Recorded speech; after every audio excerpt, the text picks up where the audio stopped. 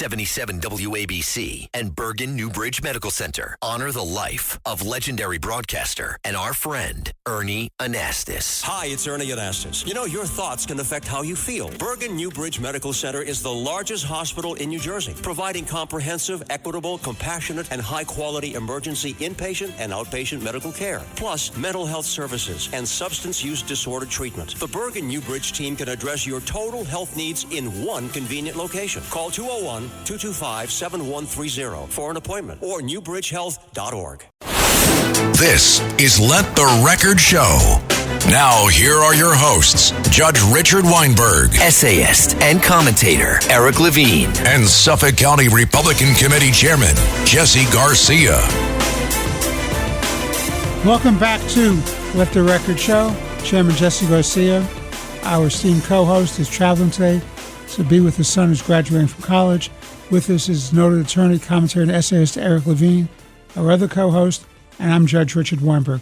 Joining me now... Our anchor. The anchor, which either makes you sink or keeps you steady. There you go. And depends on the topic.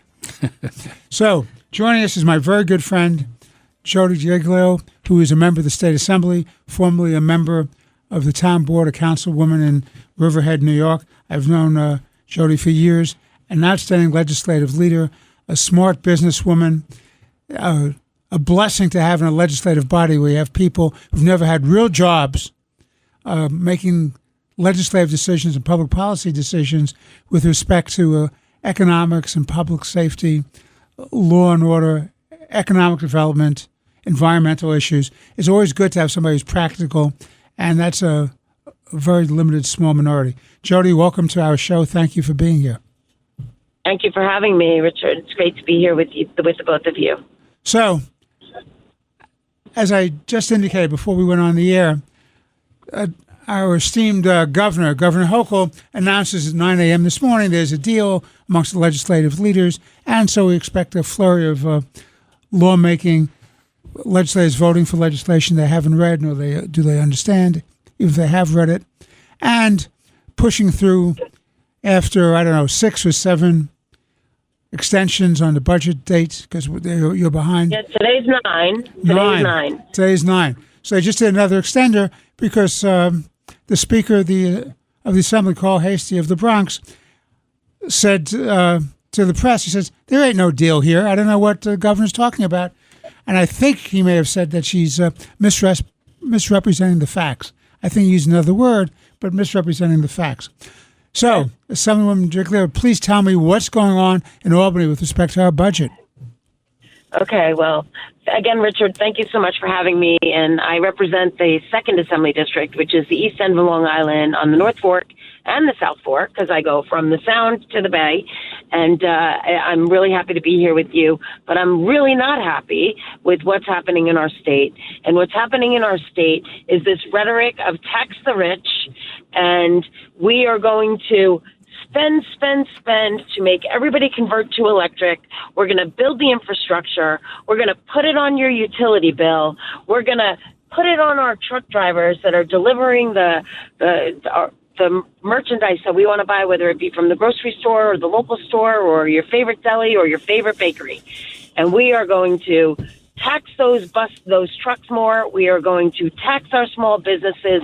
We are going to tax the rich, and we are going to spend. It is absurd what's happening. I couldn't believe it when the Speaker Carl Hastie walked into the Assembly chamber this morning. We were supposed to start session at 10. We didn't start until after 11 because he came through the chamber and got a standing ovation from many of the DSA, all of the DSAs, and many of the moderates that are having to lean further left because they are being challenged by DSA.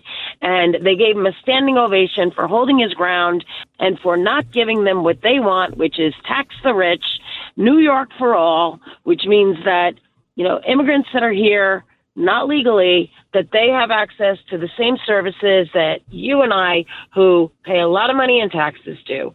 And it's the ICE rhetoric with get rid of ICE and the 287G, where local law enforcement can't work with federal agents. They're walking around the Capitol. They're walking around with red signs that have hands out with barbed wire around their wrists as handcuffs, like ICE is doing that.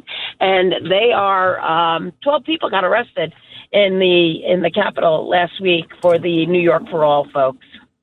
Well, let me ask you a question. Is there any hope at all to have a common sense budget? And people don't understand, Jody, and you and I do because we both have legislative experience, that the ultimate expression of public policy is in fact the budget. It decides where money's going to be spent, how much revenues you have to spend it, what kind of sources you have for those revenues. And it's the ultimate expression of public policy. And so budgets really count. And some of the worst pieces of legislation come through the middle of the night on add-ons to the budget. For example, the so-called bail reform, which was nothing but legitimization of get out of jail free for criminals. And it's against law and order and public safety. Absolutely. Absolutely. And that is what is happening in this budget. And you know what? Budgets are about numbers, right? Richard, you and I know that. When we sit around our kitchen tables, when we're talking to our spouses or our significant others and we're saying, hey, we need a new roof this year. Maybe we need to not go on vacation.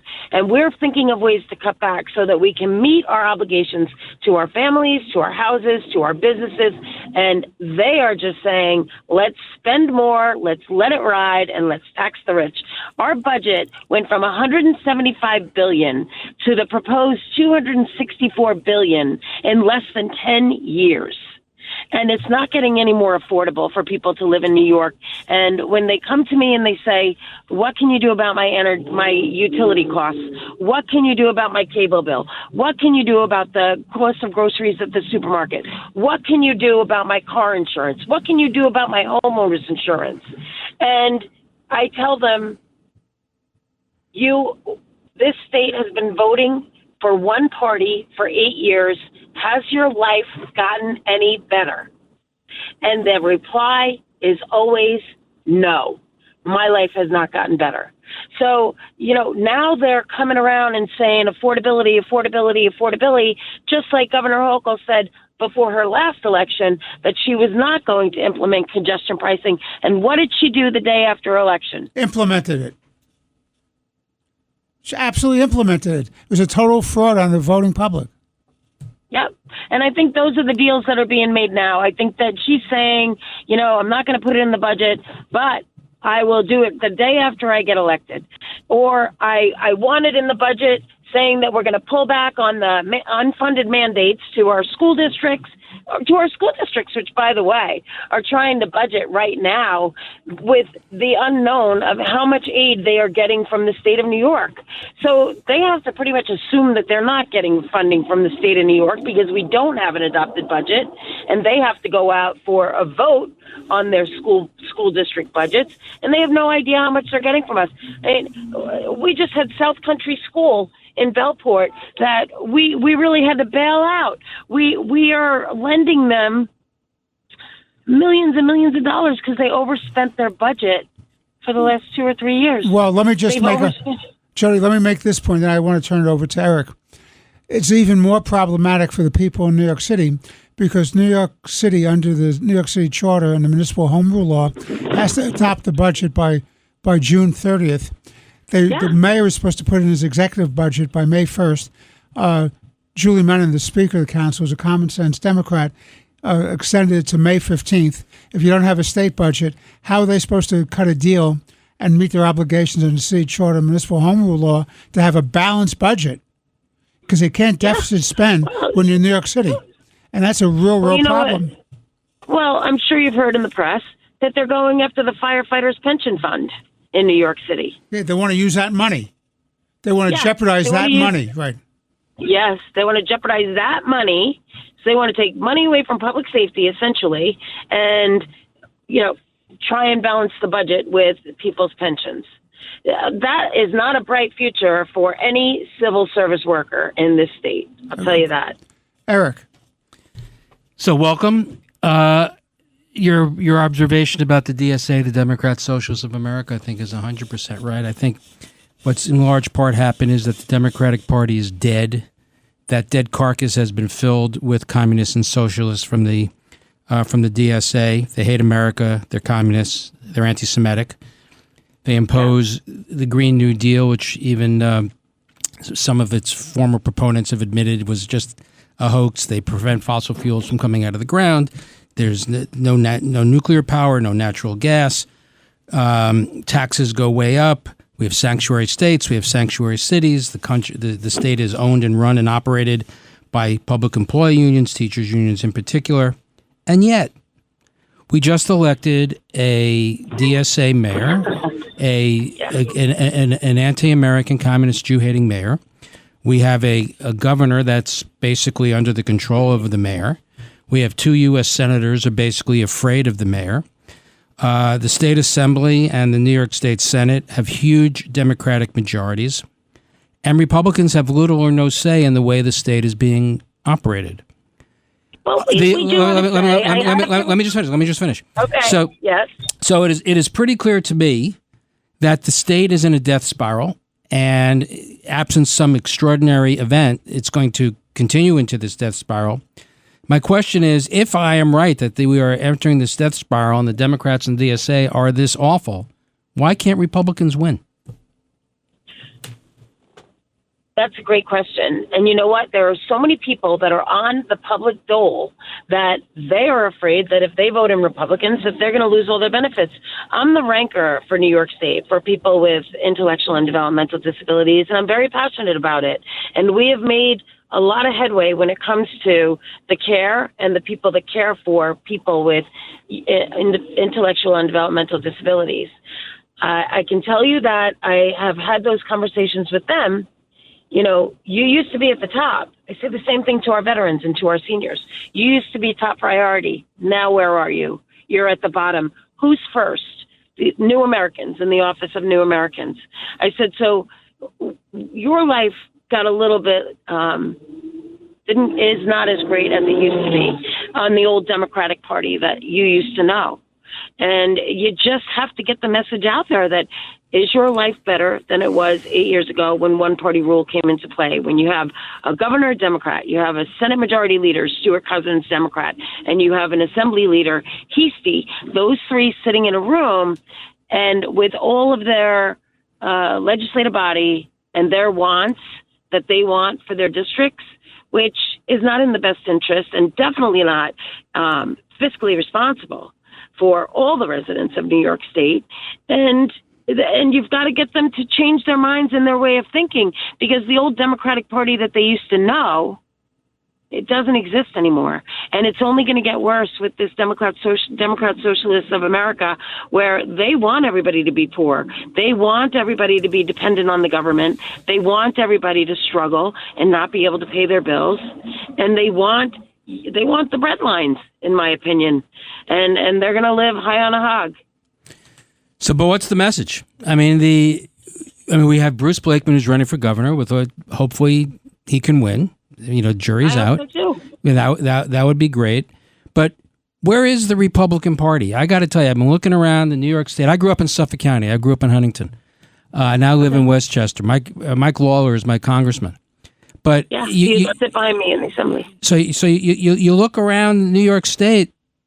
Statewide, there is really no meaningful Republican participation. And where's the message? What's going to bring the Republican Party back? Well, I think that it's going to be the whole focus on. We all want a clean environment to live in, right? We all want a nice place to live. We don't want to see garbage on the side of the streets. We want to see our garbage is getting picked up. We want to see that our water is running and that our cars are functioning and we are able to go to work. We want to work. We need to make the messages. Look at your energy bill. Look at your cell phone bill. Look at your insurance premiums, your health insurance, your homeowner's insurance. Look at your auto insurance. Look at the cost to buy a car.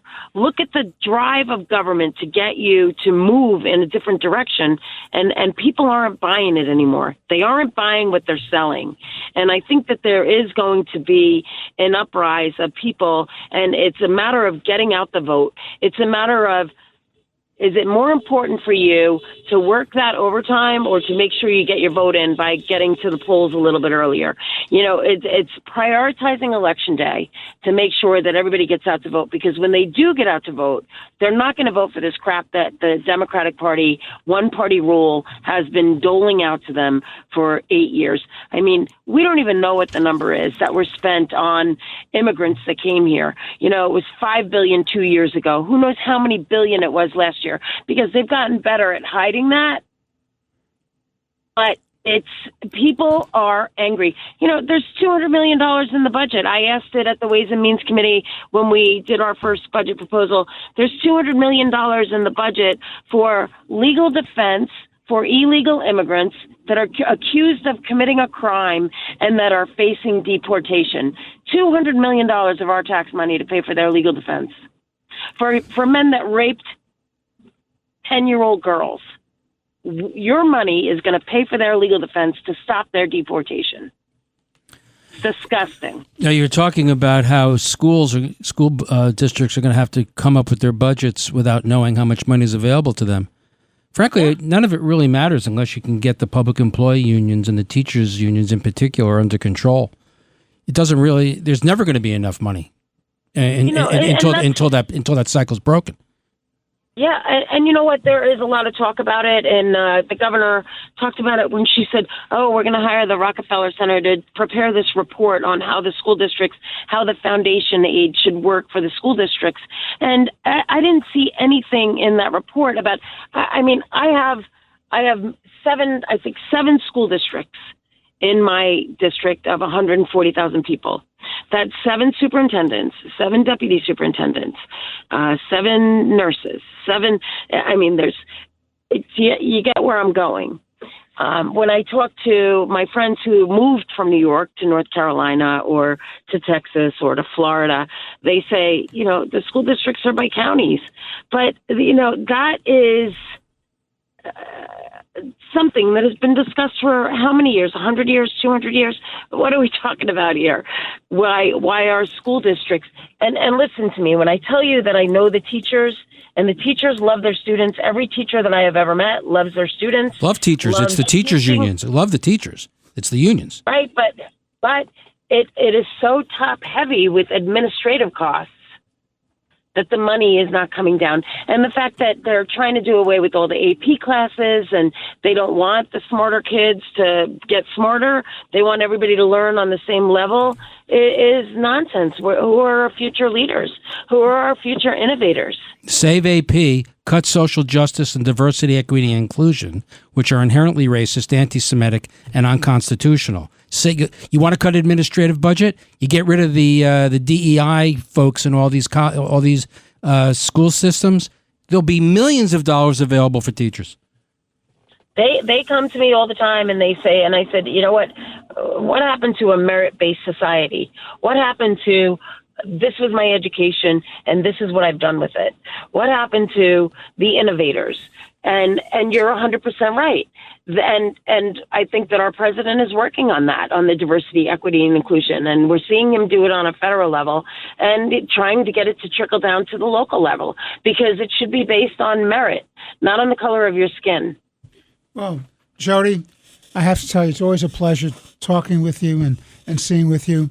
You know, Eric always disputes this. I'm known as the Common Sense House Democrat. I don't know who known to whom. Yeah, known to whom. Right, it's in your own head. That's right. David Pass and I are the last of the Common Sense Democrats.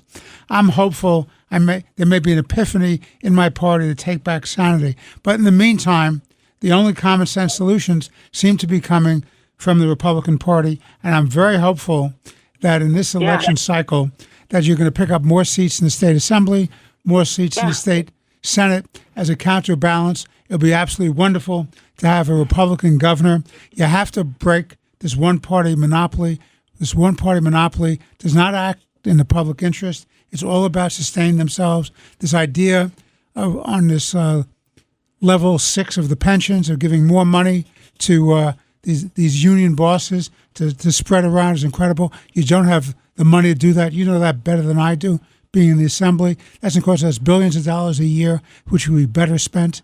And this was a deal that was cut a long time ago as a money saver.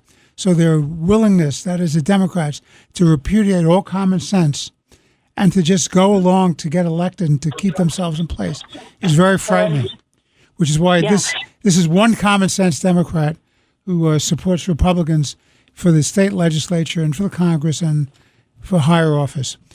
Jody Giglio. And I invite you all to go to the New York State Assembly Minority Conference website, and you will have a full outline of all of our policies and what we're pushing for and what we're fighting back on.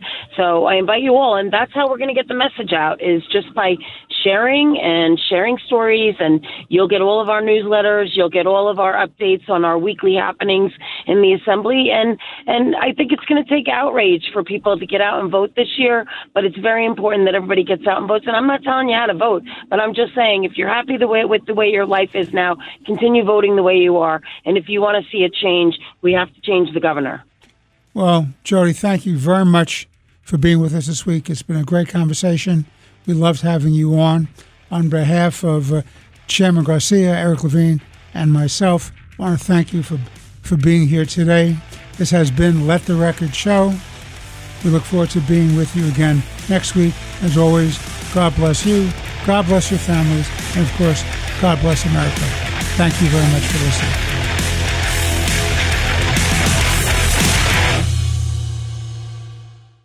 Roger Stone here. Every day you wait, your money loses value, but gold and silver don't follow those same rules. American Sovereign Bullion gives you access to a nationwide wholesaler network, helping you secure aggressive pricing on real physical metals. Call 844-272-2428 now to get your free gold and silver guide to learn how to protect your wealth with physical gold and silver, delivered right to your door or with a gold IRA. Visit asbgold.com. That's asbgold.com for your free gold and silver guide today.